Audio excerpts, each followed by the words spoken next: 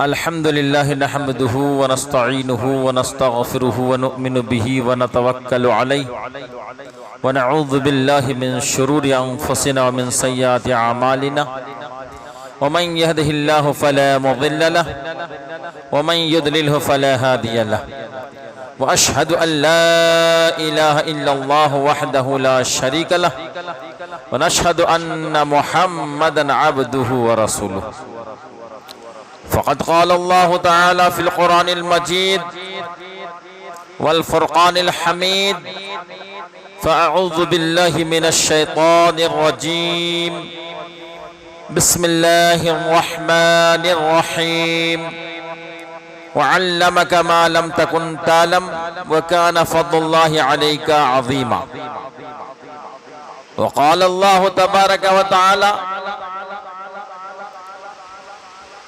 الرحمن علم القرآن خلق الإنسان علمه البيان صدق الله العظيم وبلغنا رسوله النبي الأمين المتين المبين الكريم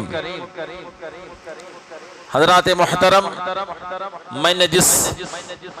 میں نے جن آیات مبارکہ کی تلاوت کا شرف حاصل کیا ہے، اس پر کچھ گفتگو کرنے سے پیشتر معنی، مفہوم، تفسیر میں جانے سے قبل آئیے سب سے پہلے ہم اور آپ مل کر اپنے آقا نامدار، مدینے کے تاجدار، ہم غریبوں کے غم گسار، لمبے لمبے ہاتھوں سے بھیک دینے والے داتا، امام الانبیاء، سرور انس و جاں، رحمت للعالمین، راحت العاشقین، سراج السالکین، مصباح المقربین، محب الفقراء والغرباء والیتامى والمساکین، سید الثقلین، نبی الحرمین، امام القبلتین، وسیلتنا الى اللہ تعالی فی الدارین، صاحب کعبہ کوسین، محبوب رب المشرقین والمغربین، جد الحسن والحسین، مولانا و مولا الثقلین، ابی القاسم محمد ابن عبداللہ، نور من نور اللہ کی بارگاہ میں ایک مرتبہ عقیدت و محبت کے ساتھ درود پاک پڑھیں اللہم صلی علی سیدنا و مولانا محمد وآلہ و اصحابہ اجمعین۔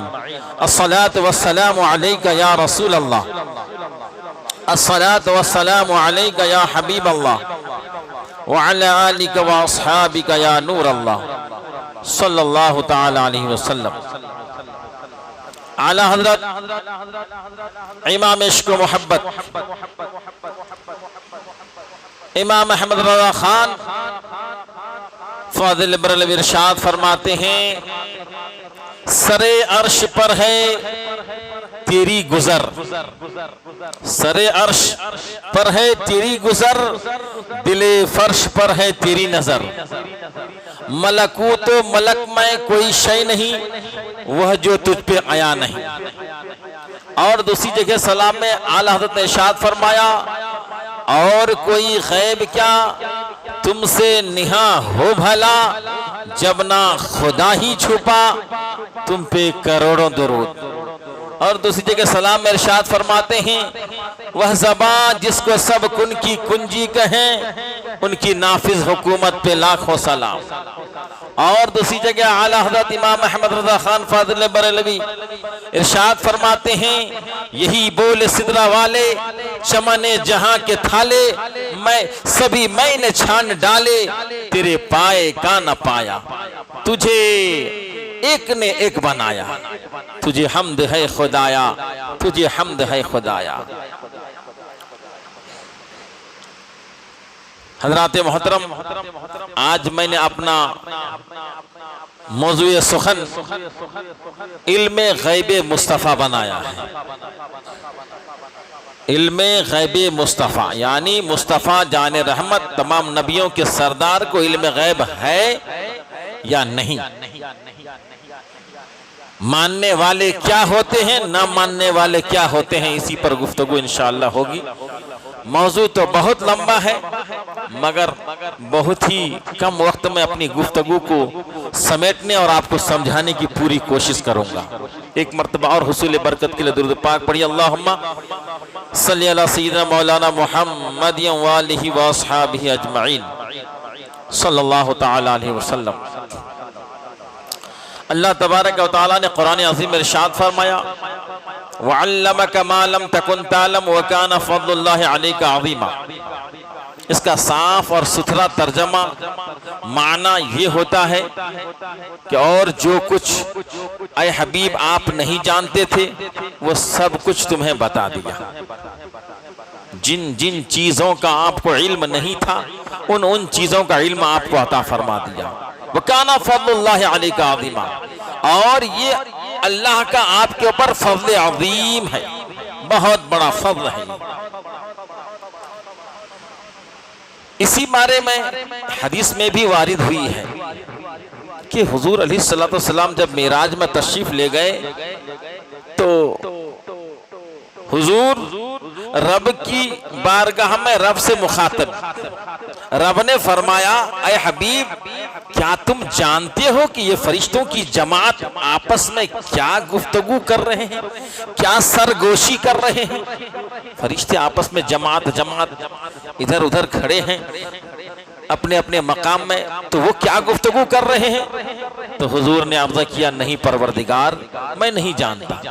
تو میرے آقا فرماتے ہیں کہ پھر میرے رب نے میرے کندھے پر اپنا دست قدرت رکھا جیسا کہ رب کی شایان شان ہے، تو میں نے ایک ٹھنڈک محسوس کیا، اور ٹھنڈک محسوس کرنے کے بعد ان تمام چیزوں کا علم مجھے آ گیا جو کچھ میں نہیں جانتا، وہ سب کچھ مجھے وہ جانکاری ہو گئی۔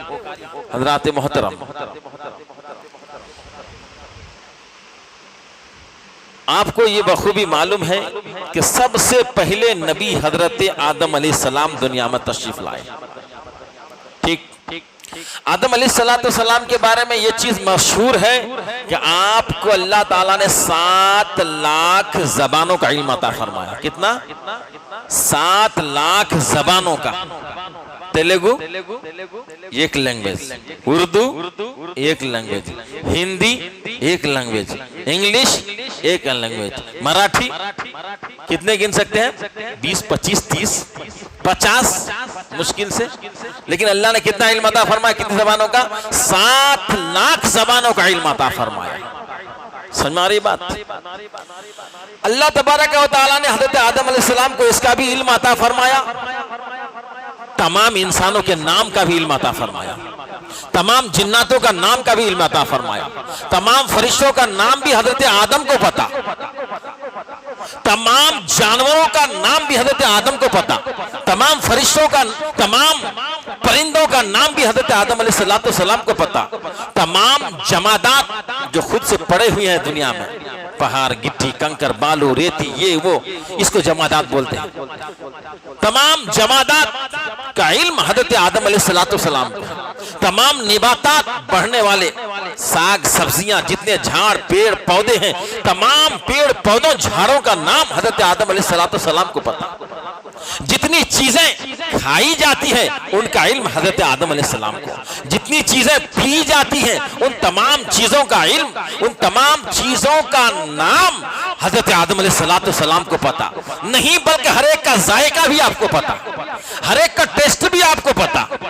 حضرت اسماعیل حقی رضی اللہ تعالیٰ عنہ روح البیان جلد اول صفحہ نمبر 100 میں فرماتے ہیں کہ اللہ تعالیٰ نے حضرت آدم علیہ السلام میں اتنا علم اضافہ فرمایا، جانوروں کے نام، انسانوں کے نام، فرشتوں کے نام، جناتوں کے نام، کھانے کی چیزوں کے نام، پینے کی چیزوں کے نام، یہاں تک کہ پیالہ اور پیالیوں کے نام بھی اللہ تعالیٰ نے حضرت آدم علیہ السلام کو عطا فرمایا، علم اس کا بھی عطا فرمایا۔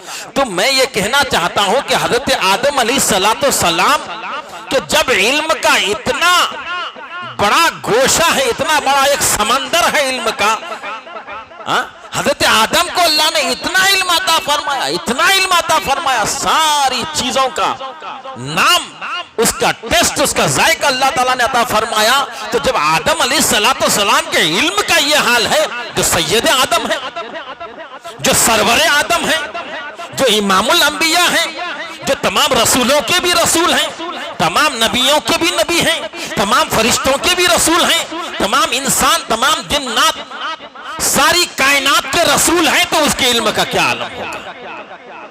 اب اگر کوئی نہ میرے نبی کے علم کی کمی بتائے، علم سے کچھ چھیڑ کھانی، اتار چڑھاؤ کرنے کی کوشش کرے تو اس کی یہ کم نصیبی، کم بختی، بدبختی، گمراہی اور اپنے آپ کو کفر تک پہنچا دے گا نبی کے علم پر اگر اعتراض کرے تو۔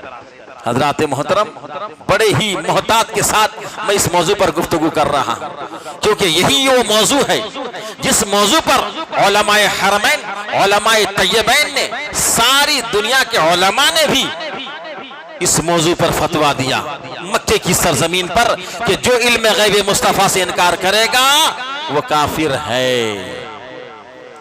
پوری دنیا کے علماء کرام نے مہر لگائی اس بات پر کہ جو بھی نبی کے علم غیب سے انکار کرے گا وہ کافر ہے۔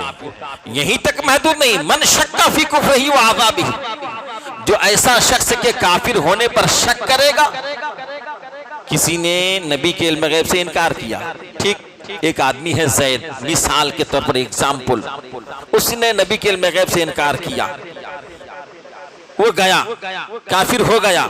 اب آپ الحمدللہ مسلمان ہیں، مومن ہیں، لیکن یہ کہہ رہے کہوں کہ نہ کہوں اس کو کافر، اس کو کافر گمان کروں کہ نہ کروں، اسے کافر سمجھوں کہ نہ سمجھوں۔ انہوں نے تو نبی کے علم غیب سے انکار کر دیا ہے، شک و شبہ میں مبتلا ہو جائے، اسی لیے فرمایا آخر میں من شک فی کفرہ و عذابہ، جو اس کے عذاب ہونے میں، اس کے کافر ہونے میں شک کرے گا وہ بھی اسی کے ساتھ ہو جائے گا۔ حضرات محترم، کیونکہ علم غیب سے انکار کرنا قرآن کا انکار کرنا، اور جو قرآن کی ایک نقطے کا انکار کرے وہ گیا کام سے۔ حضرات اب آئیے ذرا حضرت قاضی عیاض حضرت موسیٰ علیہ السلام کے تعلق سے فرماتے ہیں کہ اللہ تعالیٰ کی بارگاہ میں حضرت موسیٰ علیہ السلام نے عریضہ پیش کیا تھا، اے اللہ میں تجھے دیکھنا چاہتا ہوں۔ اللہ تعالیٰ نے فرمایا لن ترانی، تو مجھے نہیں دیکھ سکتا، ہرگز نہیں دیکھ سکتا، یعنی تیرے اندر وہ طاقت نہیں ہے کہ تو مجھے دیکھے، کہنے کا مقصد یہی ہے تو مجھے دیکھ نہیں سکتا، لیکن پھر بھی ضد اصرار پہ اصرار بڑھتا رہا، میں تجھے دیکھنا چاہتا ہوں۔ اللہ نے فرمایا پھر تو دیکھنا چاہتا ہے تو دیکھ، اس تجلی کو دیکھ، میری ذات کو تو ہی نہیں سکتا، لیکن ایک تجلی کا معنی ایک چراغ، ایک روشنی، ایک چمک، ایک دمک، ایک اجالا میں نزول فرماتا ہوں اپنے نور کا، اس کو دیکھ۔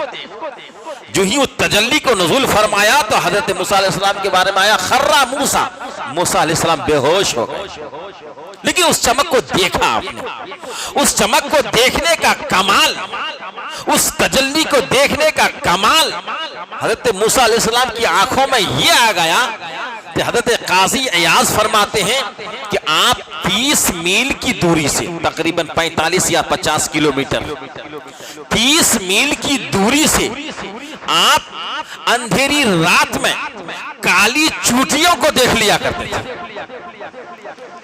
اللہ تعالیٰ کی تجلی کو دیکھا حضرت موسیٰ علیہ السلام نے، اس تجلی کو دیکھنے کی وجہ سے آنکھوں میں وہ کمال پیدا ہو گیا، موسیٰ علیہ السلام کی آنکھوں میں وہ کمال پیدا ہو گیا، 30 میل کی دوری سے کالی چوٹیوں کو اندھیری رات میں دیکھ لیا کرتے تھے۔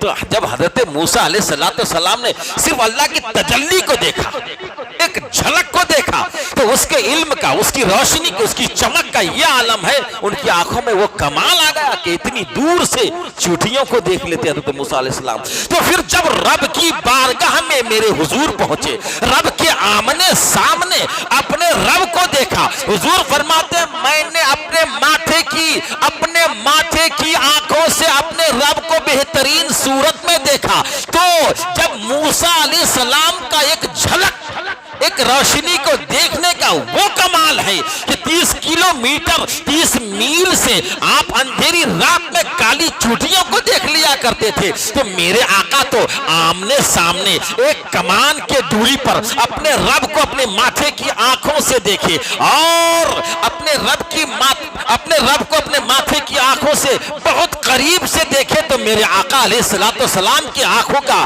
کمال کتنا بڑا ہو سکتا ہے۔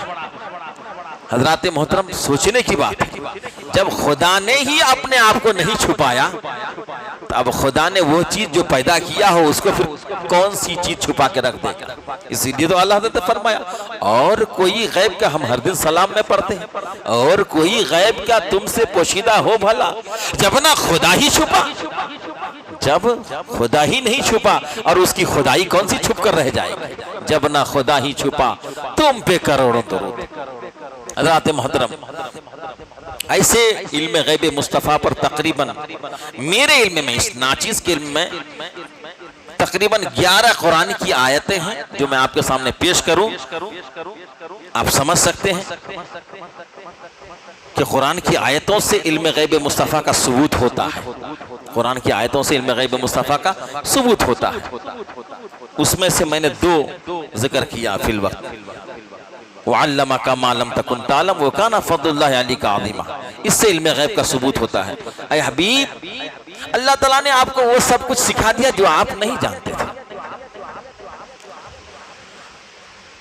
اور ایک 27ویں پارے کے سورہ رحمان کا میں نے ذکر کیا ہے آپ کے سامنے، الرحمن علم القرآن، اس پر بھی تھوڑی دیر گفتگو کروں گا، لیکن اس سے پہلے یہ چیز بتاؤں آپ کو کہ قرآن کا نزول میرے مصطفیٰ پر ایک عظیم الشان معجزہ ہے، میرے آقا کا ایک عظیم الشان معجزہ ہے میرے آقا کا، کہ قرآن میرے آقا پر نازل ہوا۔ خود قرآن میں اللہ نے فرمایا نزل علی محمد، یہ محمد پر نازل کیا گیا، صلی اللہ علیہ وسلم، محمد صلی اللہ علیہ وسلم پر نازل کیا گیا۔ قرآن کس پر نازل ہوا؟ محمد صلی اللہ علیہ وسلم پر۔ اچھا یہ چیز آپ کو معلوم ہے، سارے آسمانوں کا علم کس میں؟ قرآن میں۔ سارے آسمانوں کا علم قرآن میں، تمام زمینوں کا علم قرآن میں، پانی کا علم قرآن میں، ہوا کا علم قرآن میں، آگ کا علم قرآن میں، مٹی کا علم قرآن میں، پہاڑوں کا علم قرآن میں، سمندر کا علم قرآن میں، خشکی کا علم قرآن میں، تری کا علم قرآن میں، جنات کا علم قرآن میں، فرشتوں کا علم قرآن میں، انسانوں کا علم قرآن میں، ساری کائنات کا علم قرآن کے اندر سمیٹ دیا گیا ہے، اور پورا قرآن سینہ مصطفیٰ میں، ساری کائنات قرآن میں اور پورا قرآن سینہ مصطفیٰ میں۔ پتا چلا کہ ساری کائنات کا علم سینہ مصطفیٰ میں۔ سمجھ میں آ رہی کہ نہیں بات؟ ساری کائنات کا علم قرآن میں اور پورا قرآن سینہ مصطفیٰ میں۔ پتا چلا کہ ساری کائنات کا علم سینہ مصطفیٰ میں۔ حضرات محترم، اللہ تبارک و تعالیٰ نے قرآن عظیم کے 27ویں پارے کے سورہ رحمان میں ارشاد فرمایا الرحمن علم القرآن، رحمان نے اپنے حبیب کو قرآن سکھایا۔ اس سے پہلے کیا سمجھ ملا آپ کو؟ کیا سمجھے؟ ساری کائنات کا علم قرآن میں، اور پھر رب ہی کیا فرما رہا ہے؟ رب خود فرما رہا ہے رحمان نے قرآن سکھایا اپنے محبوب کو، تو کیا کچھ سکھانے سے باقی رکھ دیا؟ بلکہ پورا قرآن سکھایا۔ اور آگے کیا فرمایا؟ الرحمن علم القرآن خلق الانسان، انسانیت کی جان محمد رسول اللہ کو پیدا فرمایا۔ خلق الانسان کا مطلب انسان پیدا فرمایا، انسان سے مراد کامل انسان، اور کامل انسان سے مراد ہے محمد رسول اللہ۔ اس کے حوالے سے میں ابھی بتاؤں گا ابھی آپ کو۔ اور آگے فرمایا علمہ البیان، اور آپ کو بیان سکھایا۔ بیان سے مراد علم ما کانا و ما یکون، جو کچھ دنیا میں ہوا اور جو کچھ ہونے والا ہے ان تمام چیزوں کا بیان آپ کو سکھایا۔ تینوں آیت کا مطلب سمجھ میں آ گیا؟ الرحمن علم القرآن، رحمان نے آپ کو قرآن سکھایا۔ خلق الانسان، انسانیت کی جان محمد صلی اللہ علیہ وسلم کو پیدا فرمایا۔ علمہ البیان، اور آپ کو وہ چیزیں سکھایا جو کچھ ہوا ہمارے نبی کی پیدائش سے پہلے، جو کچھ ہونے والا ہے آپ کے پردہ فرمانے کے بعد اور آپ کی زندگی میں، وہ سب چیزوں کا علم آپ کو رب نے سکھایا۔ پوری آیت میں بتا دیا۔ اس قرآن کی ان آیتوں کی تفسیر میں علامہ خازن اپنی تفسیر میں فرماتے ہیں الرحمن علم القرآن سے مطلب رب نے اپنے حبیب کو قرآن سکھایا. خلق الانسان سے مراد یہاں محمد رسول اللہ ہے. علمہ البیان سے مراد ما کانا و ما یکن، یعنی جو کچھ ہوا دنیا میں اور جو کچھ ہونے والا ہے ان تمام چیزوں کا علم بھی رب نے اپنے حبیب کو سکھایا. یہ علامہ خازن اپنے تفسیر میں لکھے. اب دوسرے مفسر کی بارگاہ میں آئیے. علامہ ساوی فرماتے ہیں کہ الرحمن علم القرآن سے مطلب ہے کہ رب نے اپنے حبیب کو قرآن سکھایا. وہی سیم خلق الانسان سے مطلب محمد رسول اللہ مکمل انسان کو پیدا فرمایا. علمہ البیان کا مطلب ما کانا و ما یکون کا علم آپ کو سکھایا. دوسرے یہ دو مفسر ہوئے. تیسرے مفسر علامہ قرطبی یہی فرماتے ہیں، علامہ باغوی یہی فرماتے ہیں، علامہ جوزی اپنے تفسیر میں یہی فرماتے ہیں. یہ مفسرین کرام ہیں اپنی اپنی تفسیر کی کتابوں میں ہر ایک نے یہی مطلب بتایا. الرحمن علم القرآن کا مطلب رحمان نے آپ کو قرآن سکھایا، یعنی محمد رسول اللہ کو قرآن سکھایا. اور خلق الانسان سے مطلب انسانیت کی جان اپنے حبیب محمد رسول اللہ کو پیدا فرمایا. علمہ البیان کا مطلب جو کچھ ہوا اور جو کچھ ہونے والا ہے قیامت تک وہ ساری چیزوں کا بیان رب نے اپنے حبیب کو سکھایا. اب اگر کوئی کہے نبی کو اس چیز کا علم نہیں، نبی وہ نہیں جانتے، نبی یہ نہیں جانتے، تو یہ تمہارے علم کی کمی ہے. میں نے بارہا اس پر گفتگو کیا ہے اور کچھ آپ لوگوں کو نسخے طریقے بھی بتائے ہیں کہ ان کو اگر ذہن نشی رکھیں گے تو کوئی بھی تبلیغی، کوئی بھی وہابی آپ کے سامنے جو علم غیب سے انکار کرتا ہو بھٹک نہیں سکتا. کھڑا ہونا دور کی بات، بھٹک بھی نہیں سکتا. علم غیب ذاتی رب کو ہے، علم غیب عطائی مصطفیٰ کو ہے. علم غیب ذاتی کا مطلب جو خود سے ہے، کسی کے دینے سے نہیں. علم غیب عطائی کا مطلب رب نے عطا فرمایا. اور مصطفیٰ جان رحمت کے بعد جتنا جو کچھ علم ہے سب عطا کیا ہوا. سمجھ میں آ رہی بات؟ اور ایک چیز میں نے بارہا ذکر کیا ہے، چھوٹا بڑے کے علم کو گھیر نہیں سکتا، بڑا چھوٹے کے علم کو گھیر سکتا ہے. یہ کوئی بھی تبلیغی وہابی کا مولوی نبی کے علم سے آگے نہیں ہے، بلکہ ان کا حساب لگایا جائے تو نبی کے شاگردوں کا شاگرد میں اگر اس طرح کا جملہ بولوں تو 200 مرتبہ بولنے کے بعد بھی اس کا نمبر شاید 1000 مرتبہ بولنے کے بعد بھی اس کا نمبر آئے گا کہ نہیں. تو یہ نبی کے علم کو گھیر نہیں سکتا کہ یہ کہے کہ نبی کو اس چیز کا علم نہیں، نبی کو اس چیز کا علم ہے، اس چیز کا علم نہیں. یہ کہنے کا حق نہیں ہے. بس یہ کہہ کر گزر جاؤ دینے والا خدا جانے، لینے والا مصطفیٰ جانے رحمت جانے. نہ ہی ہم خدا کے علم کے خزانے کو جانتے ہیں، نہ ہی مصطفیٰ جان رحمت کے دامن کی وسعت کو جانتے ہیں. حضرات محترم، ایک مرتبہ پاک پڑھی اللہم صلی اللہ سیدنا مولانا محمد بارک وسلم صلاۃ و سلام علیک یا رسول اللہ صلی اللہ تعالی علیہ وسلم. حضرت عبداللہ ابن عباس سے روایت ہے، فرماتے ہیں کہ ہم ایک سفر میں تھے، حضور علیہ السلام تشریف لے جا رہے تھے. کہیں اچانک سامنے 2 قبر پڑی تو آپ رک گئے. رکنے کے بعد آپ نے کہا کہ ان دونوں قبر والے پر عذاب ہو رہا ہے. آپ لوگ پھول ڈالتے ہیں کہ نہیں قبر میں؟ ڈالتے ہیں. کیوں ڈالتے ہیں؟ کسی کو اس کا جواب معلوم ہے؟ کیوں ڈالتے ہیں پھول؟ جواب سن لیجیے. آج حضور علیہ السلام رک گئے. حضور نے اپنے صحابہ سے فرمایا اے میرے صحابیوں، یہ دونوں قبر والے پر عذاب ہو رہا ہے.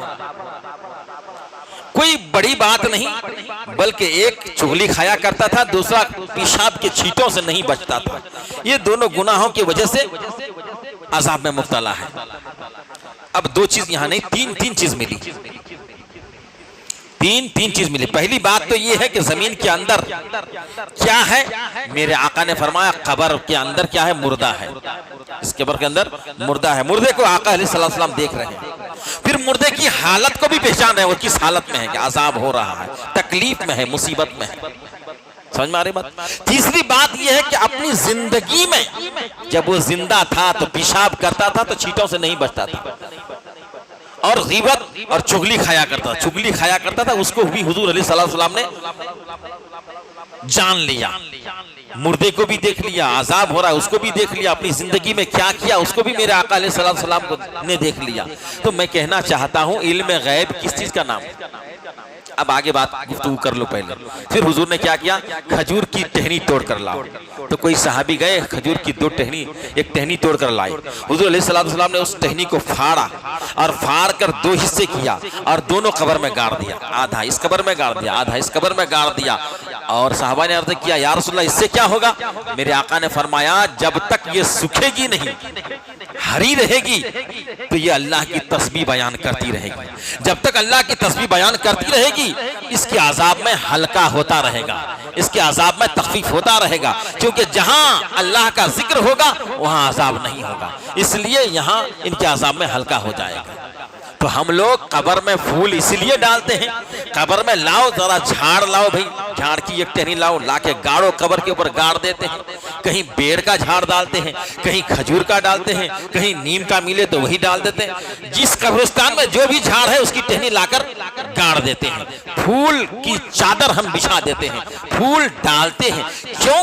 اس لیے کہ اس حدیث سے ہم کو یہ سبق ملا، یہ طریقہ ملا، یہ دستور ملا کہ پھول ڈالنے سے یہ پھول بھی اللہ کی تسبیح بیان کرتے، وہ ٹہنی جو توڑ کر آپ نے لایا وہ بھی اللہ کی تسبیح بیان کرتے، جو جھاڑ کاٹ کر لایا وہ بھی اللہ کی تسبیح بیان کرتے۔ تو جب تک یہ تسبیح بیان کرتے رہیں گے، اگر صاحب قبر گنہگار ہے تو اس کے عذاب میں تخفیف ہو جائے گا، اگر صاحب قبر نیکوکار ہے تو اس کے مقام میں بلندی آئے گی، ان کو خوشی ہوگی، وہ خوشی کا اظہار کرے گا۔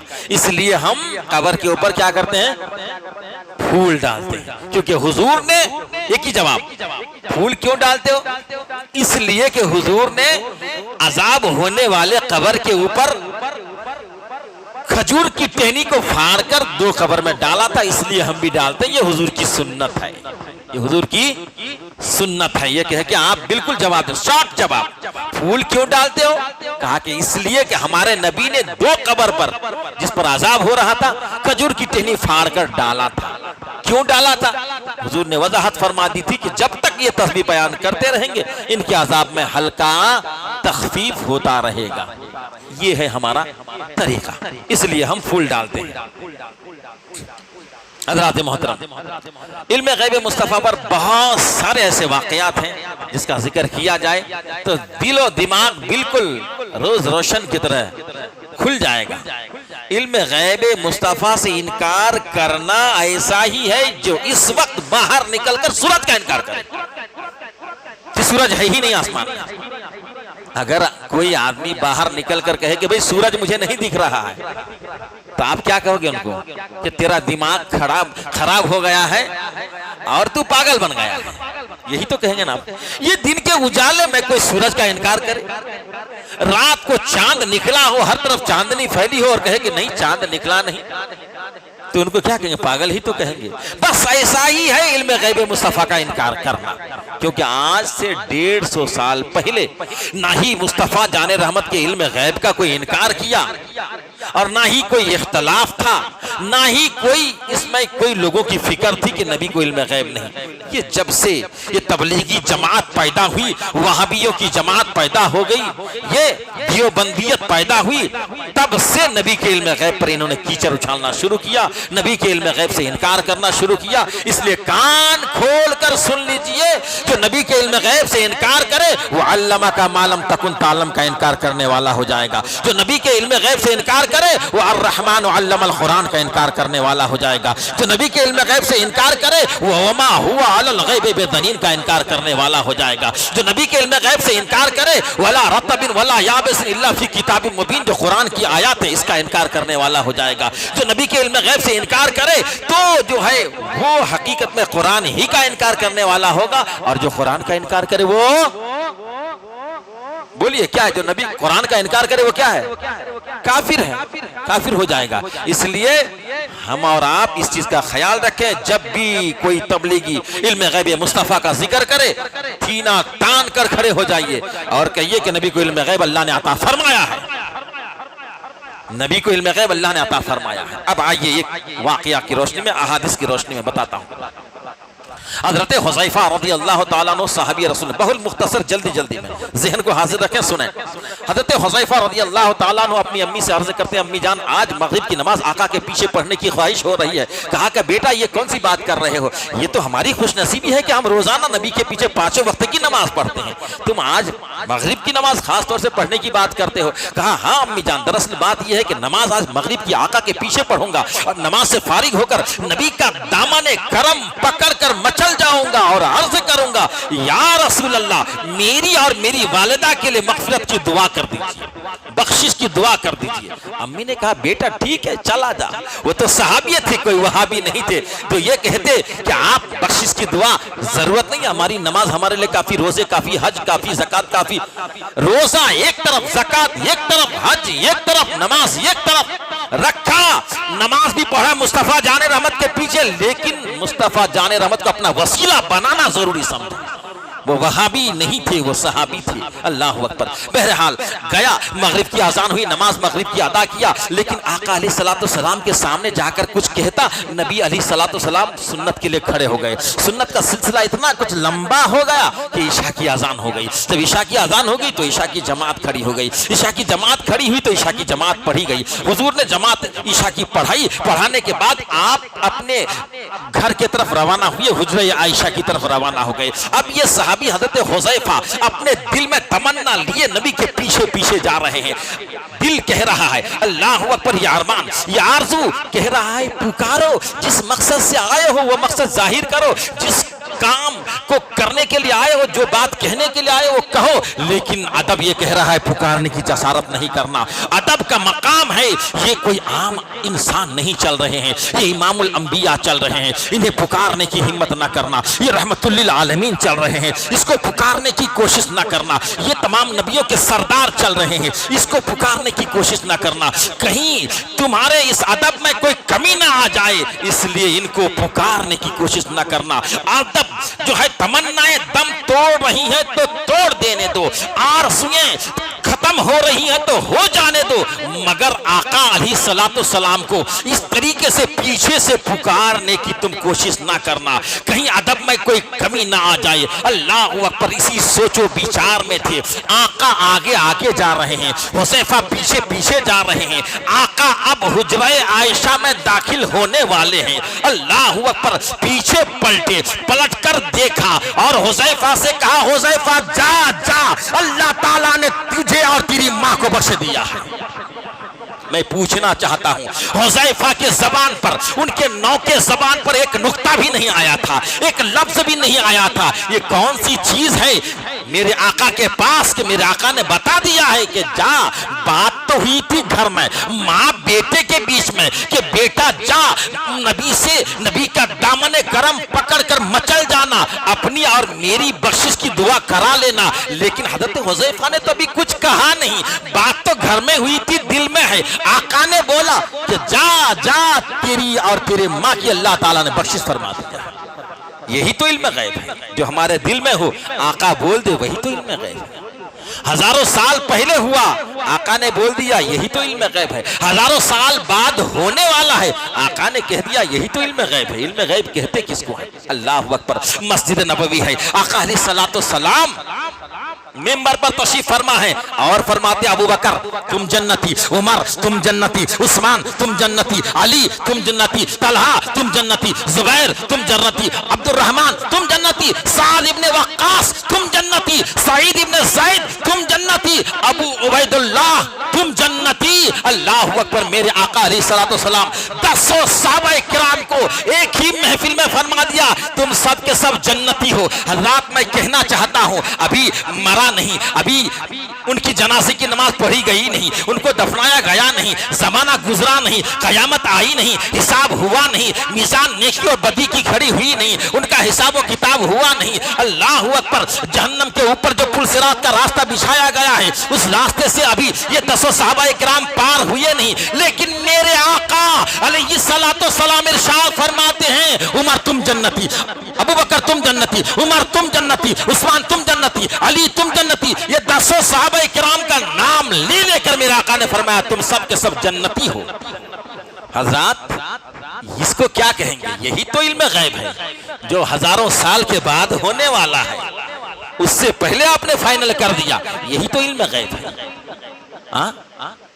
اب اگر کوئی نبی کے علم غیب سے انکار کرے تو آپ بلا دھڑک کہہ دو کہ تم اپنے ایمان کو ختم کر رہے ہیں، ان سے بالکل دور ہو جائیے، نہ ان سے رشتہ رکھیے، نہ ہی ان کے ساتھ رشتہ کریے، نہ ہی ان کے جنازے میں شرکت کیجیے، نہ ہی وہ میت ان کی تیمارداری میں شرکت کیجیے، نہ ہی ان کے سلام کا جواب دیجیے۔ جہاں تک ممکن ہو آپ کوشش کیجیے، ان کی صحبت زہر قاتل ہے، قتل کر دینے والی، آپ کے ایمان کو ختم کر دینے والی ہے ان کی صحبت، ایک دن آپ کو تباہ اور برباد کر کے رکھ دے گا۔ حضرات اور آئیں، واقعات کی روشنی میں آپ کو بتاؤں، جنگ بدر کا موقع ہے، حضرت عباس ابھی ایمان نہیں لائے تھے، اپنی بیوی سے مکے میں کہا کہ بیوی میں جنگ بدر پہ جا رہا ہوں، اگر کام آ گیا تو ٹھیک ہے، مطلب اگر میرا قتل ہو گیا تو کام آ گیا تو ٹھیک ہے، نہیں ایسی کوئی بات ہوئی میں واپس آیا تو یہ سونے کی ڈلی ہے یہاں چھپا کر رکھ دیتا ہوں، آیا تو دونوں مل کر خرچہ کریں گے، اگر میں نہیں آیا تو تم نکال کر خرچہ کر لینا۔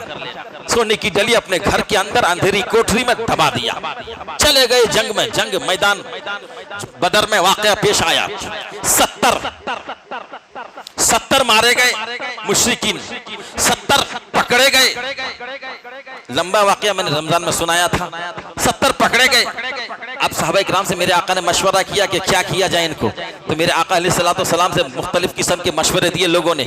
ابوبکر صدیق نے کہا یا رسول اللہ، مختصر عرض کر رہا ہوں، یا رسول اللہ ایک ایک سے فدیہ لے کر رہا کر دیجیے، کچھ پیسے لے کر رہا کر دیجیے۔ حضور نے مشورہ کو قبول فرمایا، اب ایک ایک کو بلا رہا ہے، ان کی حیثیت کے حساب سے فدیہ لیا جا آزاد، فدیہ لیا جا آزاد۔ باری آئی حضرت عباس کی جو میرے آقا کے چچا ہیں، ابھی تک آپ ایمان نہیں لائے تھے، اللہ اکبر، میرے آقا علیہ السلام نے فرمایا اے چچا عباس آپ کے اوپر اتنا فدیہ، کہا میرے پاس کیا ہے کہ میں دوں، میرے پاس کچھ نہیں ہے۔ میرے آقا نے فرمایا چچا جان ذرا سوچ سمجھ کر بولیے، سنبھل کر بولیے، کہا کہ میرے پاس کچھ بھی نہیں ہے۔ پھر میرے آقا نے تیسری مرتبہ کہا کہ ذرا چچا سوچ سمجھ کر بولیے، آپ کو فدیہ دینا ہے، سوچ سمجھ کر بولیے، کہا کہ میرے پاس کچھ بھی نہیں، میں کیا دوں۔ حضرت عباس نے 3 بار بھی انکار کیا تو میرے آقا نے فرمایا جب آپ مکہ سے بدر کے لیے تشریف لا رہے تھے تو آپ نے سونے کی ڈلی اپنے اندھیری کوٹری میں اپنی بیوی کے ساتھ دفن کیا تھا، اور آپ کہہ رہے ہیں کہ میرے پاس کچھ نہیں ہے، میں کیا دے سکوں۔ اللہ اکبر، حضرت عباس رضی اللہ تعالی عنہ کا دل جو اندھیرا تھا یہ بات سنتے ہی اجالا ہو گیا، اور کل میں یہ طیبہ پڑھ لیا اشہد ان لا الہ الا اللہ محمد رسول اللہ، اور ایمان سے مشرف کر لیا اپنے آپ کو۔ ایمان، علم غیب کس چیز کا نام ہے؟ یہ ساری باتیں تو ہوئی تھی مکے میں، عباس رضی اللہ تعالیٰ عنہ سمجھ گئے کہ ساری باتیں تو ہوئی تھی مکے میں میری بیوی کے ساتھ، لیکن آقا مدینے میں بتا رہے ہیں، یہی تو علم غیب ہے۔ علم غیب کس چیز کا نام ہے کہ ہماری نگاہوں سے دور کوئی بات واقع ہے اس کو بتاتے نا، یہی تو علم غیب ہے۔ کس چیز کو علم غیب کہتے ہیں؟ آئیے حضرت عمر فاروق کا زمانہ ہے، حضرت علی رضی اللہ تعالیٰ عنہ صبح سویرے آپ بستر سے اٹھنے والے ہیں، اذان ہونے والی ہے، خواب کیا دیکھتے ہیں کہ فجر کی نماز ادا کی گئی، کوئی لانے والا کھجور کا ٹکڑا لایا، حضور اٹھے اور حضور علیہ السلام نے سلام پھیرنے کے بعد ایک ایک کھجور لوگوں میں تقسیم کرنے لگے۔ اللہ اکبر، جب میرے آقا علیہ السلام حضرت علی کے پاس آئے تو حضرت علی فرماتے ہیں مجھے بھی آپ نے ایک کھجور عطا فرمایا، میں نے اس کھجور کو کھایا اور کھانے کے بعد بہت مٹھاس محسوس کیا، اب ابھی جب نیند سے بیدار ہو رہا ہوں خواب دیکھ کر تو ابھی اپنے منہ میں مٹھاس میں محسوس کر رہا ہوں۔ اللہ اکبر، اٹھے اپنی ضروریات سے فارغ ہوئے، پیشاب پاخانے سے مسجد نبوی پہنچے۔ حضرت عمر فاروق کا زمانہ تھا، حضرت عمر فاروق رضی اللہ تعالی عنہ جو ہے کیا کرتے ہیں، سلام پھیرتے ہیں، اتفاق سے کوئی لانے والا کھجور کا ایک ٹکڑا لے کر آتا، حضرت عمر فاروق اٹھتے ہیں، سلام پھیرنے کے بعد اٹھ کر جو ہے آپ کھجور کے ٹوکرے کو لیتے ہیں، ایک ایک کھجور سب کو تقسیم کرتے چلے جاتے ہیں، حضرت علی کے پاس جو ہی پہنچتے ہیں تو آپ کو بھی اٹھا کر ایک کھجور دیتے ہیں، حضرت علی عرض کرتے ہیں اے عمر ایک اگر اور عطا کر دو تو زیادہ اچھا ہوگا۔ حضرت عمر نے کہا اے علی اگر میرے آقا نے تجھے 2 عطا کیا ہوتا تو میں بھی تجھے 2 عطا کر دیتا۔ اللہ اکبر، خواب حضرت علی دیکھ رہے ہیں اور اس خواب کی تعبیر، خواب کی وضاحت حضرت عمر فاروق فرما رہے ہیں۔ جب نبی کے غلاموں کا علم کا یہ عالم ہے تو نبی کے علم کا کیا عالم ہوگا؟ اب اس بات کو یاد رکھیے، جو نبی کے علم غیب سے انکار کرے گا وہ دین سے نکل جائے گا۔ اللہ کی بارگاہ میں دعا ہے اللہ تعالی ہم سبوں کے ایمان اور عقیدے کی حفاظت فرمائے۔ وما علینا الا البلاغ، استغفر اللہ ربی من کل ذنب واتوب الیہ، لا حول ولا قوۃ الا باللہ العلی العظیم، اشہد ان لا الہ الا اللہ واشہد ان محمدا عبدہ ورسولہ۔ ایک افتتاحی مسجد رضا گنتکل میں ایک مسجد کا افتتاح شروعات ہونے والی ہے، جس کانفرنس کا نام ہے کل کی رضا کانفرنس۔ اس میں خاص طور سے تشریف لانے والے مہمان خصوصی حضرت حضور گلزار ملت حضرت علامہ و مولانا الحاج الشاہ سید گلزار اسماعیل واسطی صاحب تشریف لا رہے ہیں۔ تاریخ ہے 14 مئی 2023 بروز اتوار۔ سامنے